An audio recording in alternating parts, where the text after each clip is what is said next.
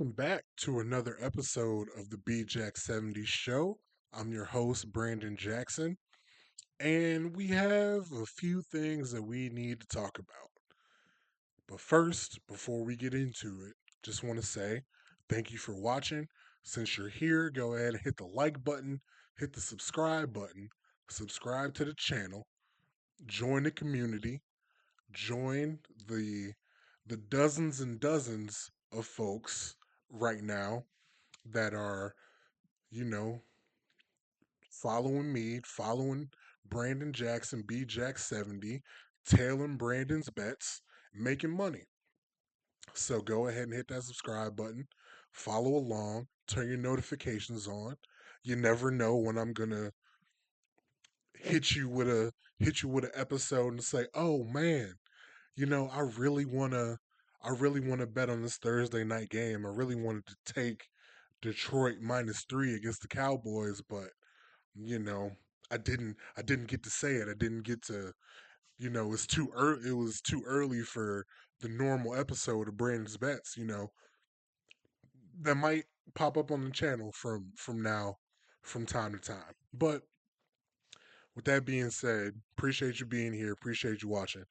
But let's get into speaking of Brandon's Bets. Last week's episode of Brandon's Bets, way back on Wednesday, because it was Thanksgiving. Hope you all had a happy Thanksgiving. Hope you saw your family, ate some good food, did all the things you're supposed to do, watched a lot of football like I did, and went 1-on-1 on Thanksgiving, 3-2 over the weekend overall. Got back up to it is 38-27 on the year against the spread. But let's recap the 3-2 really quick. On Thanksgiving, I had the Lions -2.5 against the Packers. It lost. It didn't work. Apparently, if I would have known Jordan Love was gonna have the best game of his career on Thanksgiving, I would have went the other way. But he did. Amon-Ra St. Brown went down early. Jamison Williams did what he could. Jameer Gibbs did what he could. It wasn't enough. They lost. Didn't bet the Chiefs, thank goodness. Not even going to talk about them today because you know, it was ugly. It wasn't ugly, but defense couldn't get a stop, and they're in real danger. Chiefs are in real danger, but they weren't a part of it. We know the story. Had the Bengals +7 Thursday on Thanksgiving night. Bengals +7 against the Ravens. They won outright. Almost low key dominated that game. A lot of turnovers from the Ravens. Isaiah Likely fumble. Zay Flowers touchdown got called back. Um, Kind of sloppy from the Ravens. Joe Burrow came out, did his thing in his return game, and they're not dead yet. They're not dead yet. Um, very, very interesting in the AFC North right now. Baltimore's still in the lead, but Bengals are coming. The Steelers are falling off, and the Bengals are coming. Next, go all the way to Sunday. I had the Texans +4.5 at the Colts. They won outright, and I picked this game, just off the strength of the Texans defense. I didn't realize Daniel Jones was playing on a broken leg. Um, that was something to behold during the week, but Texas went ahead, won outright. Had the Browns versus the Niners, +5.5. Browns didn't cover. Browns lost. We will. This game and this Browns team is what we will be talking about the majority of the episode. So I'll get into that. And last but not least, the Bills -3.5. They won. They covered. James Cook ran for 7,000 rushing yards. Aaron Rodgers got pulverized in the pocket. Um, Steelers don't look good. Steelers don't look good. Bills don't necessarily look great either, but they covered, they got the win, they did what they needed to do. So, with that being said, that was Brandon's bets. Now let's get into this Cleveland Browns team. This Cleveland Browns team has a major problem. A major problem. And the major problem that they have is the special teams coordinator, Bubba Ventrone. Bubba Ventrone is the special teams coordinator for the Cleveland Browns, and he's the associate head coach.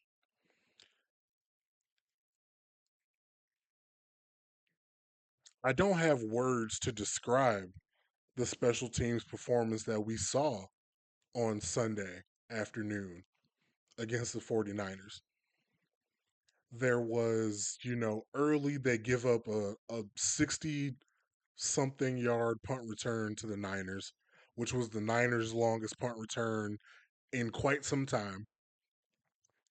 They, they have Gage Larvin out there muffing punts, giving the ball to the other team, and even the ones that he didn't give to the other team, he struggled to catch. And then you got Malachi Corley running out of bounds to catch a kick return that set us back inside the 10, inside the 15. And even if it's not Bubba out there on the field executing these mistakes, he's the one in charge. And there's something on special teams that pisses us off every single week. And this is not the first week that Browns fans have been screaming about firing Bubba Ventrone, and he's not gone yet, so I'm sure it won't be the last. He has to go. He has to go. I tweeted on Sunday during the game, I said, he has to be fired. They need to let him go on the sideline. Like, send him into the locker room to go home. We will ship your stuff to you in a box at a later date. And, it might have been harsh at the time, but I said, cut Gage, cut Corley. I was fed up. I was fed up. This game was in hand. Well, not in hand. This game was in the balance. This game was not lost yet. This game was given to the 49ers. And to their credit, they took advantage.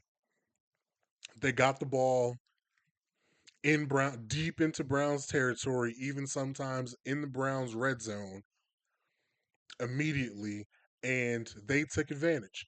They scored the touchdowns, they scored the points, they made the plays when they needed to. And the Browns just gave it up. Browns just gave it up. Um and that's not even counting the fourth downs that the Browns tried to get early, the fourth and shorts with the run, the Judkins run and the Fannin failed QB sneak, not even counting those. But these mistakes are building up, and that's like, I get it. You're the head coach and you oversee the offense. You're not going to fire yourself for the offensive production. Got it. You brought Tommy Reese in from college. He's calling the plays. His third or fourth week calling the plays. You're not going to get rid of him. Okay, I understand. Bubba's been here. uh, I don't even know exactly how long, but let's just talk about 2025. He's been here all year. The special teams have done something to, they have made mistakes all year, whether it's missed kicks. The only person that hasn't made a mistake all year on special teams is Bajorquez. And Bajorquez is basically the second best player on the team behind Miles Garrett. And I may not say that on the podcast, but I'm saying that in real life. Watching these games, the punter is our most productive player besides Miles Garrett. But that's neither here nor there. Everybody else that's playing on these units is messing up in some form or fashion. And you can't get rid of however many 20 guys that play on all these special teams units. You got to look at the guy who's in charge of them. I don't care if he's the associate head coach. I don't know if I don't care if Kevin has some kind of unyielding loyalty to him. Something has to be done.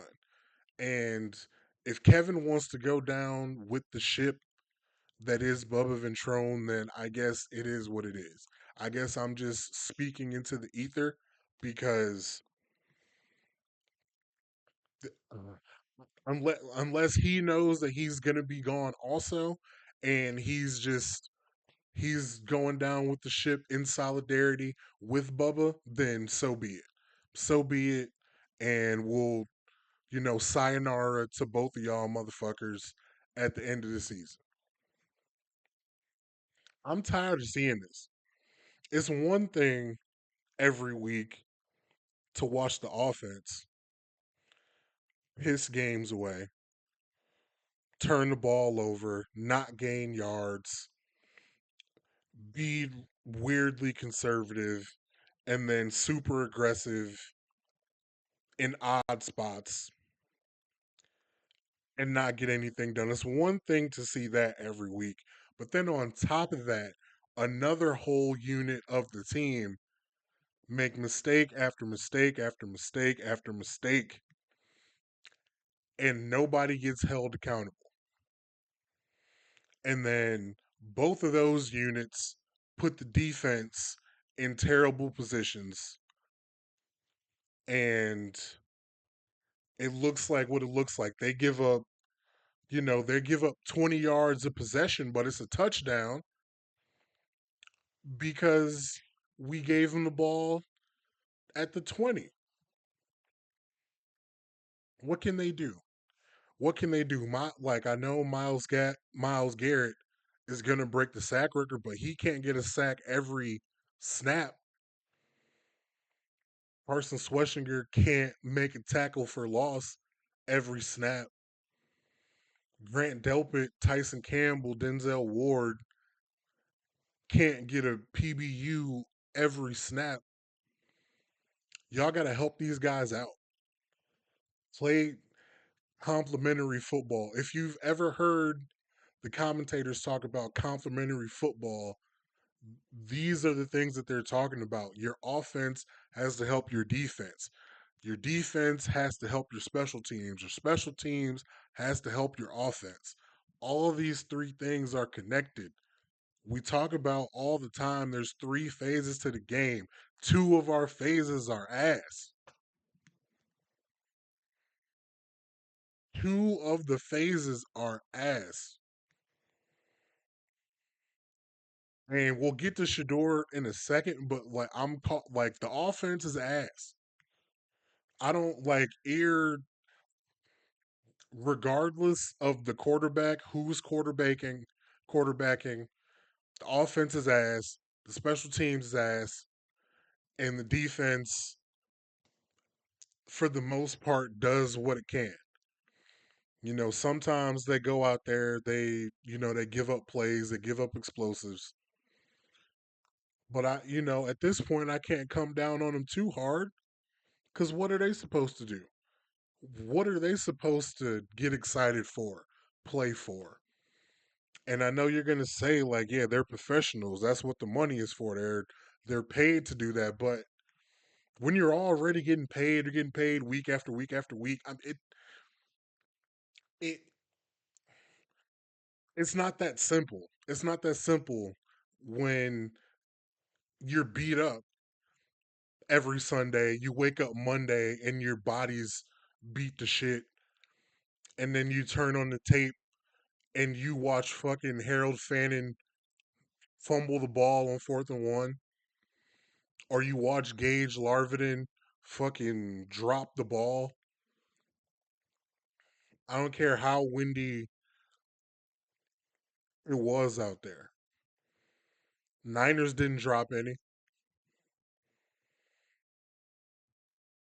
I don't know. Bubba's got to go. Somebody need like they like to talk about accountability, holding people accountable, holding people responsible. Something needs to happen. Like even if it's just a PR move, like even if Bubba gets fired and it's still the same thing, like at least they did something. At least they moved a piece and got a piece out of the building. Like whatever. That's all I'm gonna say about Bubba. He needs to go. Respectfully, he's got to go. And one more thing about Bubba: if you search NFL head coaching candidates, there's a list. The NFL produced like .com, a writer produced a whole list of guys, of coordinators and associate head coaches that we should be on the lookout for, that are like young in the league, upcoming in the league. They had the nerve to put Bubba Ventrone on there. They had the nerve to do that. Play in my face, play in your face, and put that man's name as a possible head coaching candidate in the future. I wish I would put my NFL team in the hands of somebody that can't even put a special teams unit together, that can't put a punt return team together.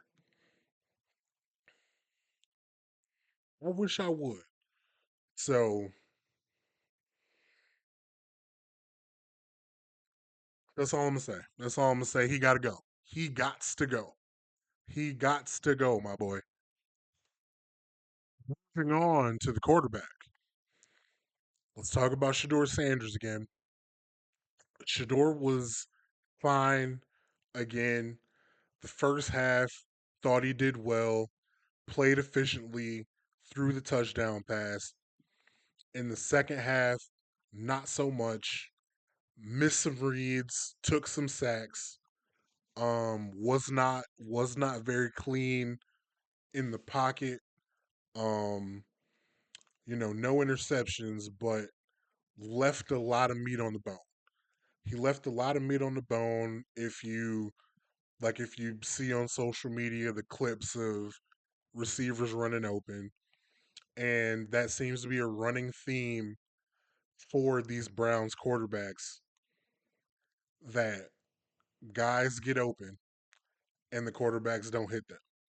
I don't know what these guys in the room are being taught, what their reads are, or if all of them, Watson, Dylan, Shedeur,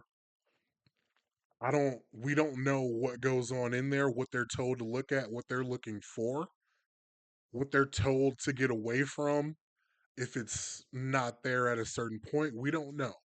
We don't know, but it's frustrating at this point for all of these guys to be in there, and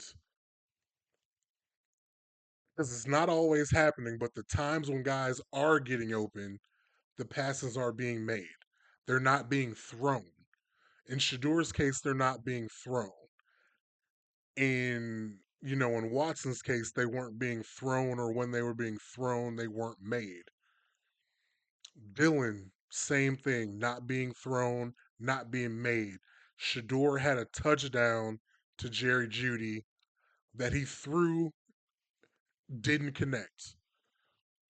If you want to say it was the wind, it was the wind, but then there was other times had Jerry Judy open, and there's a clip of Jerry Judy on the sideline yelling, him and Shedeur like yelling at each other, arguing. Probably, it could have been right after the time Jerry Judy was wide open and Shedeur didn't hit him. I will admit Shedeur left a lot of meat on the bone when it comes to open guys out there. A couple of the sacks that he took didn't have to take. He is improving. He is looking a little better than he was in that preseason game against the Eagles. Definitely better than when he stepped out there against the Ravens. And I think he's even improved a little bit um on his performance against the Raiders, but it's still not there. Still need more. Still need more improvement. But again, it's his second start. He's going to get a third start. Most likely, probably finish the year. Unless things go horribly wrong, probably going to finish the year at this point. Um, excuse me. He, it's clear, it is clear that he's a better quarterback than Dylan Gabriel. Of course, I'm biased. I've been saying this all year, this whole time, and after two starts, I'm gonna go ahead and say I think that that is a correct statement. Now, what I'm not saying is that he's the franchise, that he's the future, or anything like that. All I'm saying right now is that I know for sure he's a better quarterback than Dylan Gabriel. Dylan Gabriel got got in the game. Shedeur hurt his ankle for one play, got right in the game and proceeded to throw a hospital ball in the flat to Quinshawn Judkins, and then got right back out. Shadeur's better than that guy. But Shedeur, at this point, it's two starts. He's still a fifth round pick. He still has a lot to prove, a lot to show, a lot to improve. And we are nowhere near saying that he's good enough to be the franchise quarterback yet, and that he's been nowhere near good enough to keep the Browns from drafting a quarterback in the first round if they are in range to do so. Would it But he's also not been bad enough for me to say he's not been bad enough for them to completely write him off. I'll say it that way. He he has not gone out and showed anything that says he can't do it either. So that if that's the case, let him finish the year. Let him show. Let him show what he's going to show. Let's see. Let's see what he's got. Um, and at this point, if it's we should probably start letting him throw the ball more, even if it does a disservice to the team winning, because now that's more important figuring out what he's got than getting wins. At this point, they just need to give him the keys, let him go out there, get a bunch of attempts, get a bunch of reps, see what you got, see if you like it enough to. And I'm not even gonna say not bring a quarterback in, because more quarterbacks will be on this roster in 2026. It's just a matter of if they're drafted high, if they're brought in through trade, if they're brought in through free agency. Like, you need to figure out, is it going to be a situation where we bring in a top 10 rookie, a second round rookie, um, heaven forbid, Daniel Jones is a free agent. Do you bring in Daniel Jones and let him compete let Shedeur compete with a guy like that. Um, you have to figure out what the plan moving forward is. And it's still, at this moment that I record this, still the most likely outcome is that the Browns finish with a record bad enough to draft a quarterback in the top 5 or the top 10. That's the most likely outcome. If they end up in that range, most likely given the quarterbacks that'll be in the draft, they're probably going to take one. And that, I'm a huge Shador fan, and I'm going to keep saying that every week, but that's the reality of the situation. He hasn't shown enough yet for that not to be the case. I hope he does show it. I hope it does go well enough where it's like, damn, we got a cheap fifth round quarterback under contract. Let's use these two first round picks for lineman help and receiver help.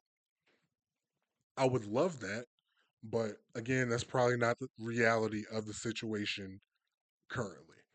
And it is what it is. All I can say is that I'm happy that he's getting an opportunity. He'll probably say that he's happy to get an opportunity. I'm happy that he is finally getting the opportunity. But with that being said, I think I finally seen the light. You know, there's all kinds of talk, all kinds of chatter on social media, and I'm finally seeing the light. I don't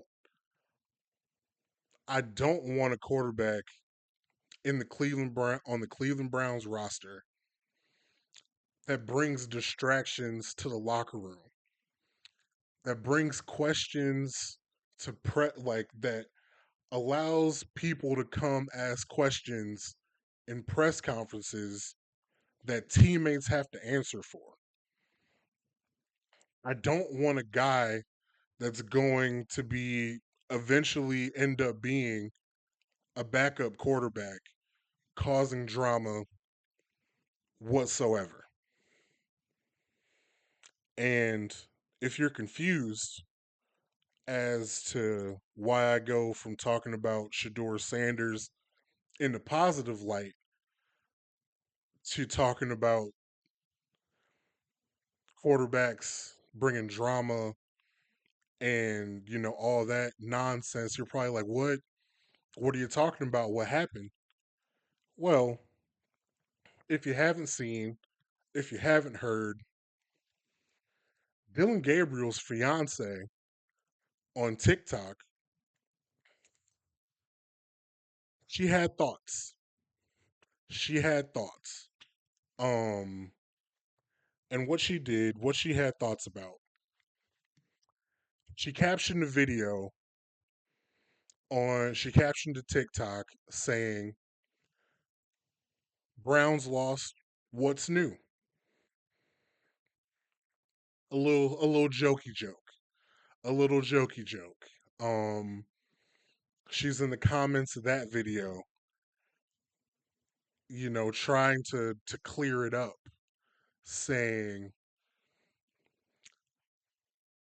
we want the Browns to win, but we're sad if we don't laugh, we're gonna cry. We gotta laugh through it. And that was her little jokey joke to laugh through it. Browns lost, what's new? Okay. All right. Okay. Then on the video, she said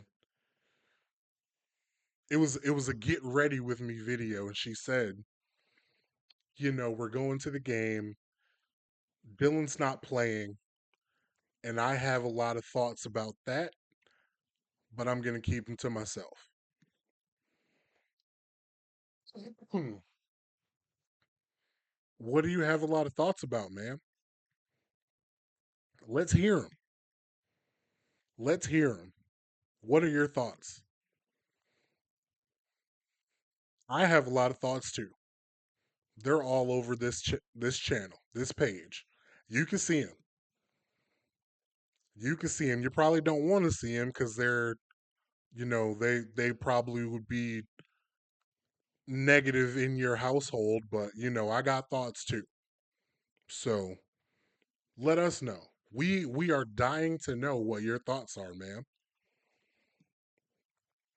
And then she went on to say, um, since we were playing the Niners, she hoped that the wives of George Kittle and Kyle Juszczyk flew into Cleveland because she's a fan of those women.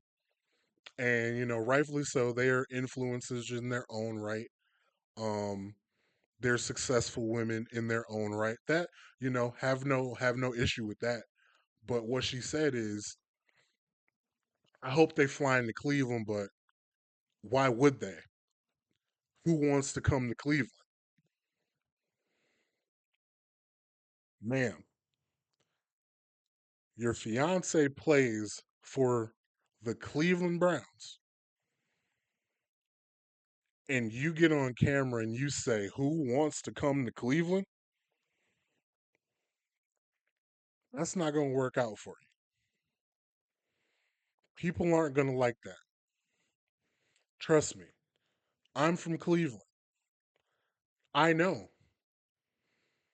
People aren't going to like that.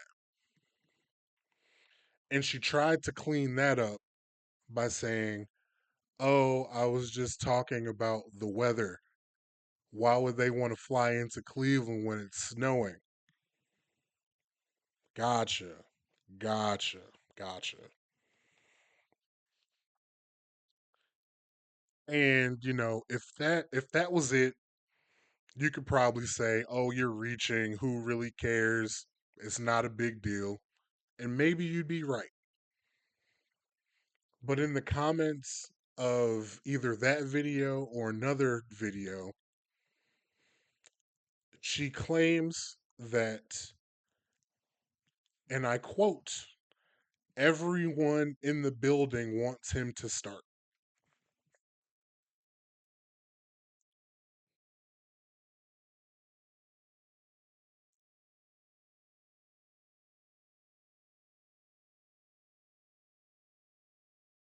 Now and I'm talking to you, the audience member, right now. You know, if Deion Sanders Jr. posted that on YouTube, it would be World War III. That would be front page news on ESPN.com. It would be a topic on Get Up. It would be a topic on First Take. It would be a topic on First Things First. Colin Cowherd would lose his mind if somebody in Shedeur's family said that on the internet. That everybody in the building wants him to start. I'm gonna let you draw your own conclusion, but I'm gonna leave you with this. Given her comments, her assertions on social media, that has led me to believe that when we go all the way back to training camp and we heard the quote from Dylan Gabriel about competitors, there's competitors and there's entertainers.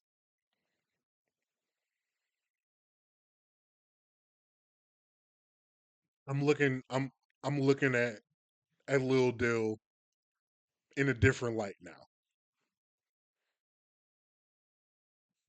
He knew what he said and he meant what he said, and he had to come back and clear it up after. Just like his fiance, why would you want to fly to Cleveland? And then I'm gonna come back and I'm gonna clean it up after. I'm gonna try to make it sound nicer later.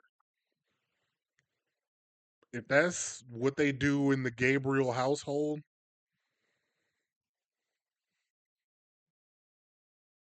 I just didn't like you because I didn't think you were a good football player. Now I don't like you because y'all in the house talking about Cleveland.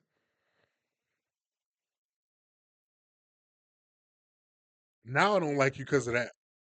Now you're talking about my city. So, Dylan Gabriel, fuck you.